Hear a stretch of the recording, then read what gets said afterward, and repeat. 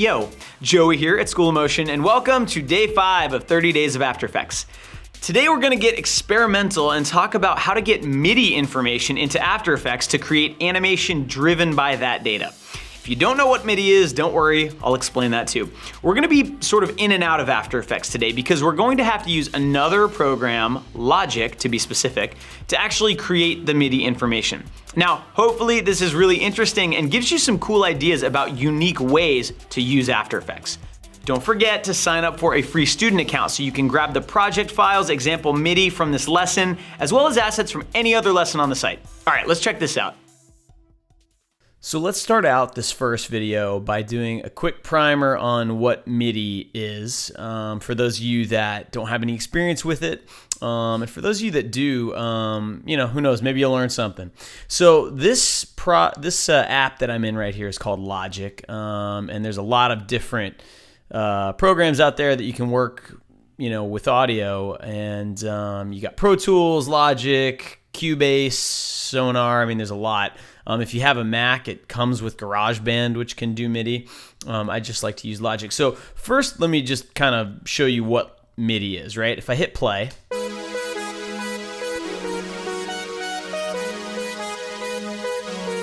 it just sounds like bad 80s music. So what MIDI is, it's a way of storing musical information, okay? So this song, and I just downloaded this off of a free MIDI site, it's got 6 instruments here, and each instrument has its own track, and if I click on each one, you can see that there are notes assigned to each one. So, you know, when you go into a recording studio, typically you have microphones and you record the audio, and once it's recorded, you know, you can edit it and do things to it, but typically that's what you got. Whatever you played, that's what you get. With MIDI, it doesn't work that way. So with this track selected, I'm just gonna hit play, and you can hear what it's doing, and you'll be able to see exactly what all these notes mean. So, you know, when you go to a recording studio and you play a piano in front of a microphone, you've recorded an actual audio file. But when you record MIDI, all you're recording is the information about when you hit each key on the keyboard, how hard you hit the key, and it records just a bunch of data. And what's great about that is then you can change it. So if I take these 2 notes, I can move them around, right? And I've made the song even worse than it already is. So that's how MIDI works, and you can see that it kind of works on a grid system, right? And this is great if you're, you know, if you don't actually know how to play an instrument, you can still kind of make music, you know, really simply. You know, just sort of, let's get rid of some notes here. You can just sort of, you know, program in whatever you want, just by adding notes, you know? There's a note.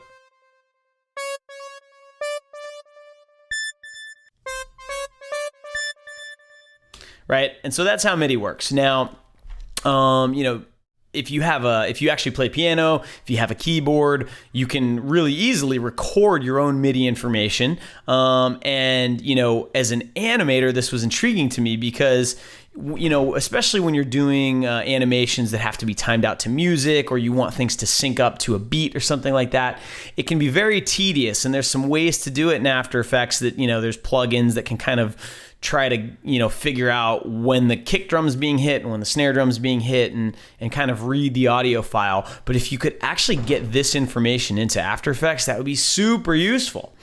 So first thing I want to do is I want to show you guys how I got some MIDI information that I thought would be useful. And so I play drums. So I use an interface called an Octopad. And I'll link to a little bit more information about that if any of you guys play drums, you're curious about it. So what I have here is I have a track, and I've got a plugin that I use when I actually play drums in Logic.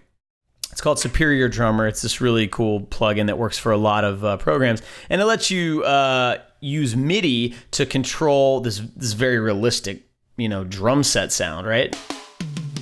Right. So I sort of I have that set up, and now I'm gonna walk over and I'm gonna sit down on the Octopad, and I'm just gonna hit record.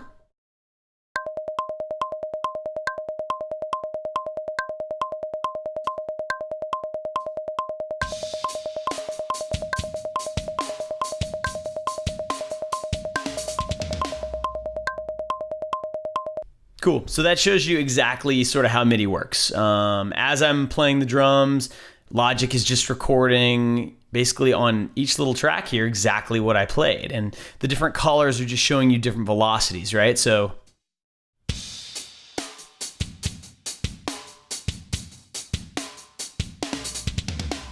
okay, so you can you can see that the red hits are the strongest ones and the green are the weaker ones. And what's really great, especially if you're a drummer, is you can select all these notes and you can fix them real quick.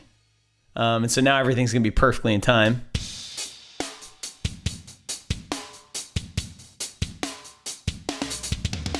Now the ending's not in time, but what are you gonna do? So anyway, so there's our MIDI information, okay? And what I wanna do is, I wanna be able to use this in a way that's useful in After Effects, okay? So I'm gonna re-record something and I'm gonna make something very, very simple. Then I'm gonna show you how to get that into After Effects, and I'm gonna show you sort of the basics of how to start working with that information. In part 2 of this tutorial, I'm gonna get into some pretty crazy expressions which will let you really, really control stuff. So let me hop back over to the kit and I'll just do something really, really simple.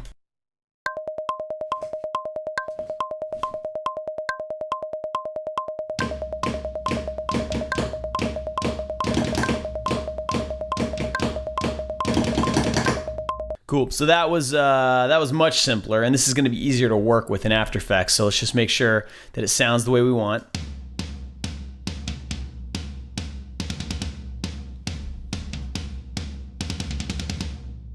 Great, okay.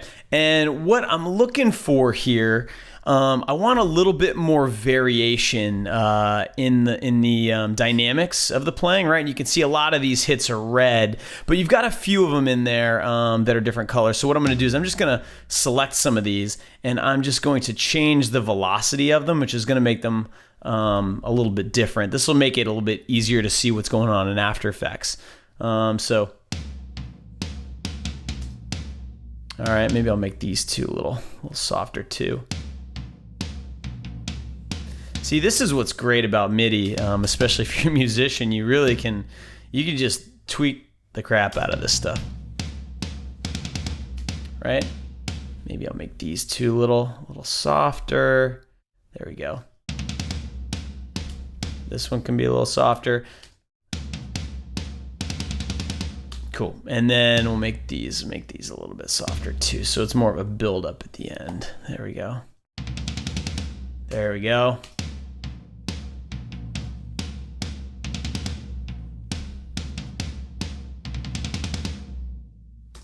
Cool. All right. So first thing we need to do is export an audio file of this. All right, and I'll show you how to do it in Logic. In GarageBand, it's gonna be a slightly different setup. But all you need to do is, use the internet and figure out how you export an audio file out of your digital audio workstation program. All right, so I'm gonna just select this region and I'm going to bounce this track, and we are gonna call this, let me make a new folder here, and we'll call this demo. And this is gonna be my Tom's audio. Cool.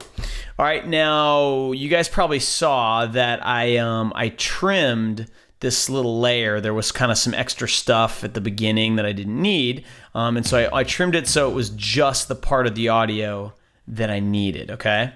And so if I just export this as is from Logic, what I found is that it actually exports even the notes that I thought I erased. So what I need to first do is come down here and in my edit menu, just say delete MIDI events outside the region boundaries. And again, this is how Logic works, and I'm on the newest version of Logic. But if you, if you're using Pro Tools or something, you just need to look up exactly how to do that. All right, and then we're just gonna go File, Export, Selection as MIDI file, okay? And actually this error message is what I was hoping wouldn't happen. It's saying there are some events before position 1111. So it's actually saying that there are MIDI events that it's sensing that are happening before the beginning of the song. And actually, if I zoom in here, I think I see what it's doing. You see how this first hit is actually a little bit before the beat? There we go. I just moved it. And let's see if I try to export this now, if it works. Export, selection as MIDI file. There we go. And we're going to call this demo Tom's audio MIDI. There we go. Now we have a MIDI file. So now let's hop into After Effects and let's talk about how to actually get this information into After Effects. I lied. We're not in After Effects. We're actually in a web browser. And why is that? Well, there's not a built-in way in After Effects to get MIDI information in. You have to use a plugin. And this is the only one I found, and it works great. I've actually mentioned this site in another one of these 30 Days of After Effects tutorials. This guy has made a bunch of sort of free plugins and scripts, and one of them is a MIDI importer, all right? And so you go to his website and you download it. It's a script, so you need to follow the instructions to actually install it in the right place.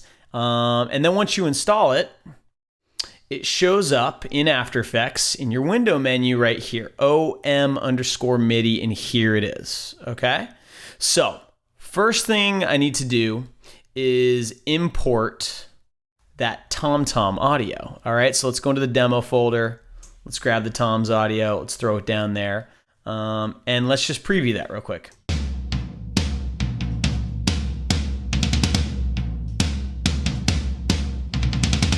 Great, there it is, works perfectly, right? And so like your typical, workflow to sync things to this would be maybe open up the audio waveform, which if you guys don't know this, you double tap L on an audio layer, it brings up the waveform, and maybe adding some markers, wherever there's a hit.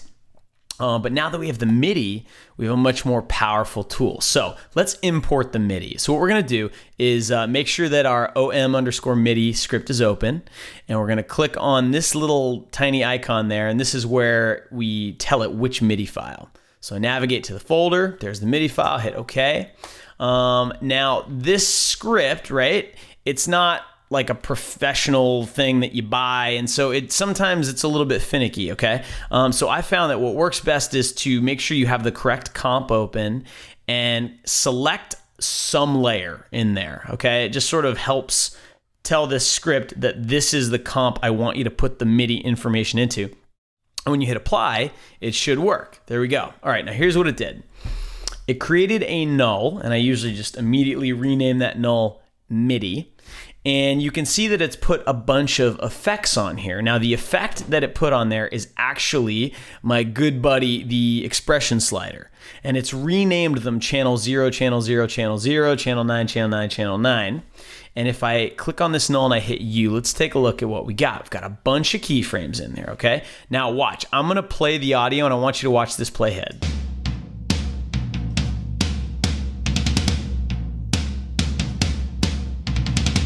Isn't that cool? These keyframes line up to the audio. Now, we need to know how to interpret them, okay? And here's one of the issues that I have found with this, okay? And I'm not sure if there's a workaround, and if someone figures this out, please tell me. But we work in video, we work in frames, okay? And this comp, for example, is 24 frames a second. But if you listen to the tom hits at the end, right, they're happening pretty quickly. And if I go back to Logic, right, and I zoom out so we can really see all of my hits, you can see that there's basically 9 hits here, right? If we come into After Effects and we look at the very last little bit here, there's how many? There's 3, 4, 5. I can't tell. That kind of looks like there might be 2 in there, kind of snuck in. And what happens is the plugin actually tries to put the notes on individual frames for you. Or sometimes it just gets kind of screwed up. You see how there's like 2 notes right next to each other? So when you play quickly, when notes are very close together, this script, it doesn't do a great job of putting things exactly where they should be. Now, for most cases, it's close enough. And in the way that I used it in the demo, with, you know, the most amazing song ever written, Africa, I deliberately kept my playing pretty simple, knowing that this is how it's going to get used, okay? But here, let's just play this one more time. All right, and if you listen to the beginning, there's 3 hits right in a row, and we're seeing here's 3 keyframes, but then here's 6 keyframes, okay? So, and then over here, we've got this channel 0 velocity that has nothing in it, okay? So the first thing I like to do is clean up the MIDI information a little bit, and this channel 0 has nothing on it. So I'm gonna delete all 3 of these channel 0s that it's given me. So now all I have is channel 9. Now, in MIDI, there's a lot of different things that can be measured. So obviously the timing when I actually hit the drum is measured, but also how hard I hit the drum is measured, right? That's the velocity. And if I click on this and I go into my graph editor, you can actually see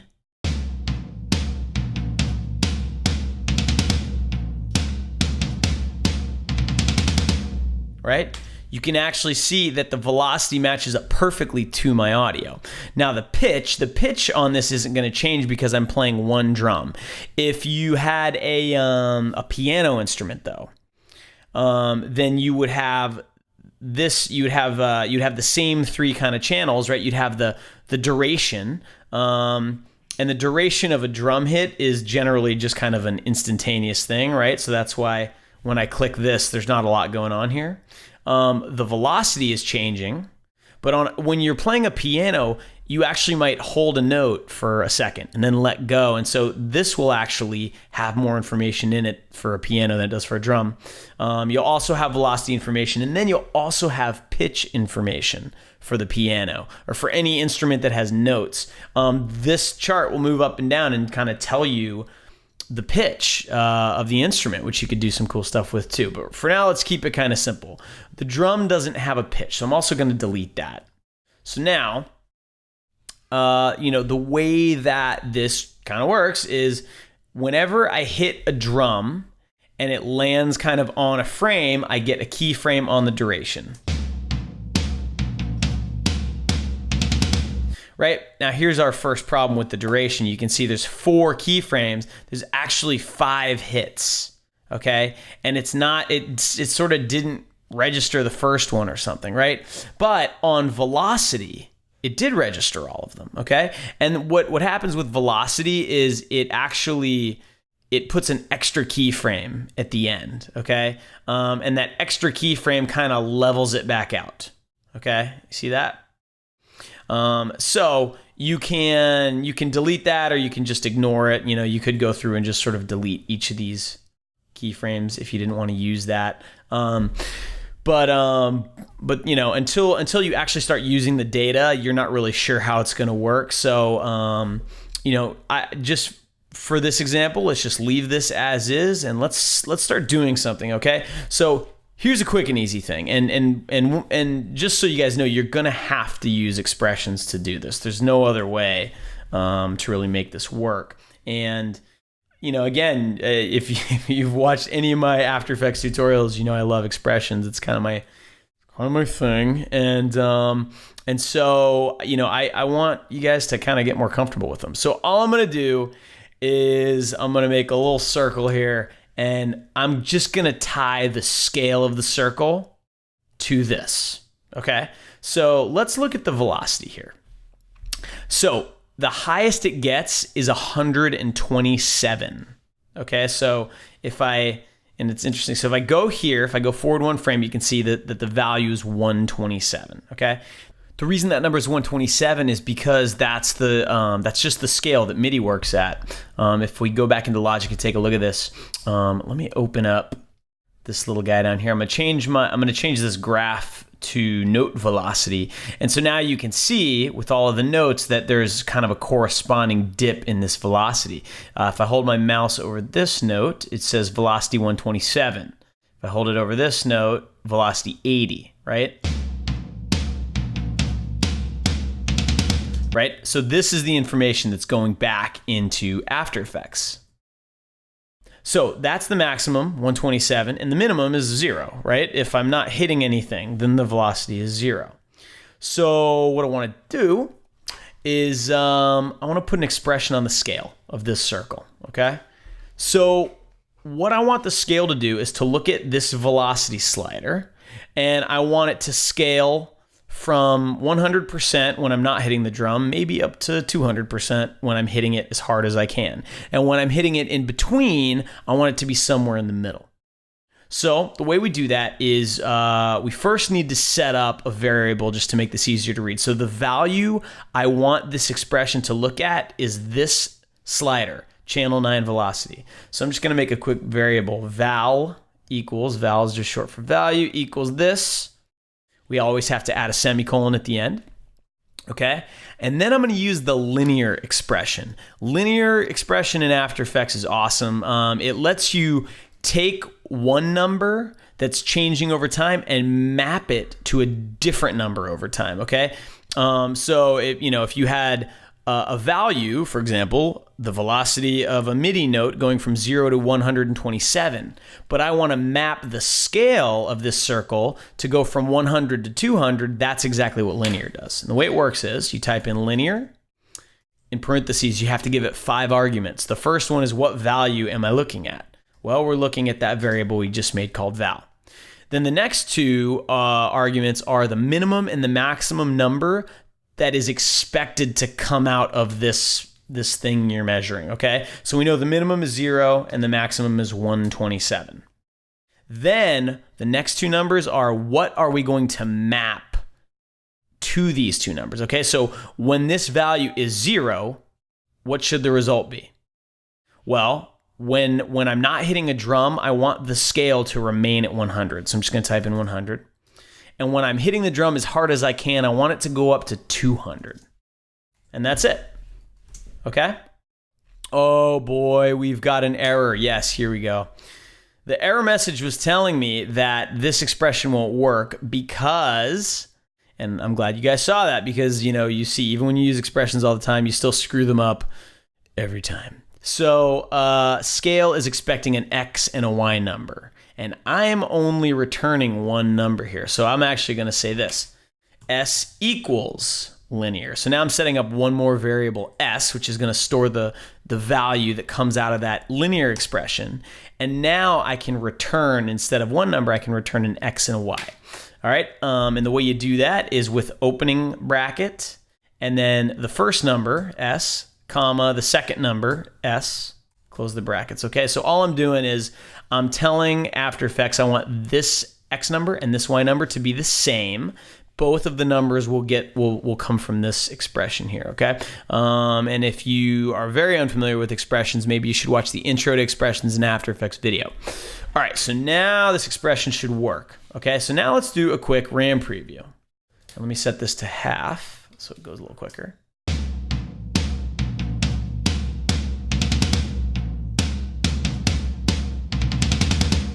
Great. Okay. And let's make this number a little bit bigger too. Let's make this like 500 and then let's make this number 50 so we can get a lot more kind of variation out of it.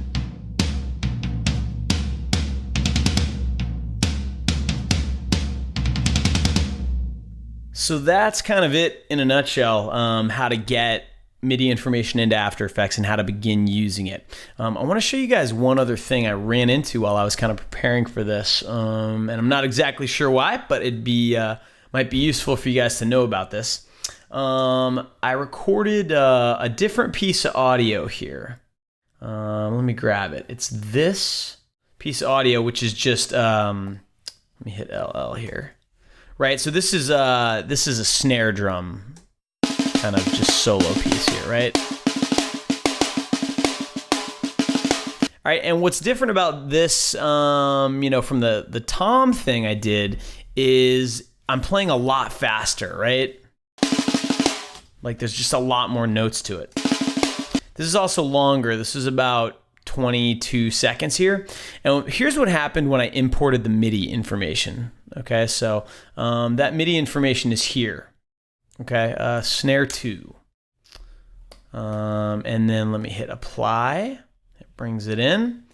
And what I noticed was I got MIDI information that went way out past my actual audio file, and I thought that was weird. And so here, let me delete this channel that has nothing on it and the pitch channel, which we don't need. And let's look at the velocity channel, okay? And let's zoom in a little bit here. And you notice right away that it doesn't seem to be matching up to the audio at all. And I thought that's really strange. And I didn't really understand why there was so many extra keyframes here. So what I did was I moved this layer over, and I'm just gonna I'm gonna basically click on this slider and then hold shift and click on this just to select every keyframe. And then while I'm holding option, I'm gonna grab the very last keyframe and move it to the left. And what I'm doing is I'm scaling all of these keyframes. And so what I wanna do is try to line up this last keyframe with this last snare hit right here, okay? So I'm basically just going in, and if you go into the graph editor and you select both of these, so you go to the graph editor, tap this twice, then hold shift and tap this and it will select everything. And if you have this little button checked, the transform box, you can actually scale them and scale them in between frames so you can really line that last little hit up. So all I've done is I've taken my MIDI keyframes and scaled them. And here, now let's play this.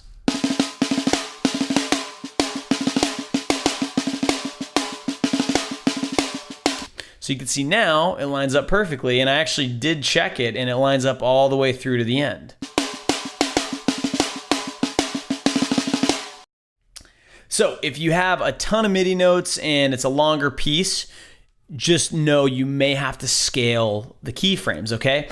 And this is pretty great. This shows you exactly why using MIDI information can be so useful, because look how many keyframes there are and how much information is here. And if you had to hand keyframe that, it would just suck. So this is a way better way to do it. You know, and then just out of curiosity, why don't I copy this circle here? And I'll just paste it into this and we can see exactly how it reacts to this piece of audio. Okay, so I'm just gonna double tap U to bring up everything I've changed on my circle layer, and this will bring up this expression.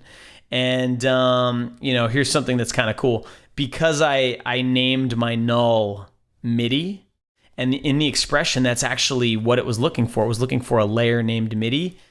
It just worked, and I don't have to change anything. So let's do a quick RAM preview here, and just kind of play a little bit of this.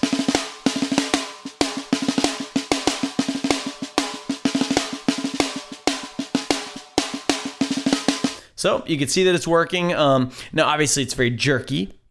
And it's not super useful yet. I mean, if you just wanted something really kind of flickery and cool, and maybe you just wanted a layer to turn on and off instantly in time with music, you can do a very simple expression like this and get that to work. If you want to have things be triggered and trigger particles and things like that, then it's a little more tricky. So in the next tutorial, that's what we're going to get into. So hopefully this was a good kind of foundation, a good base of knowledge. So when we get into the more advanced stuff, it'll make a little bit more sense. So thank you guys as always, and I'll see you next time. Thank you so much for watching, and make sure you check out part 2 of this tutorial where we'll actually get really deep into expressions to make this stuff all work the way we want to. And if you learned something valuable from this video, please share it around. It really helps us spread the word, and when you do that, we really appreciate it. So also, don't forget to sign up for a free student account to access the project files for the lesson you just watched, plus a whole bunch of other goodies. So thank you so much. I'll see you next time.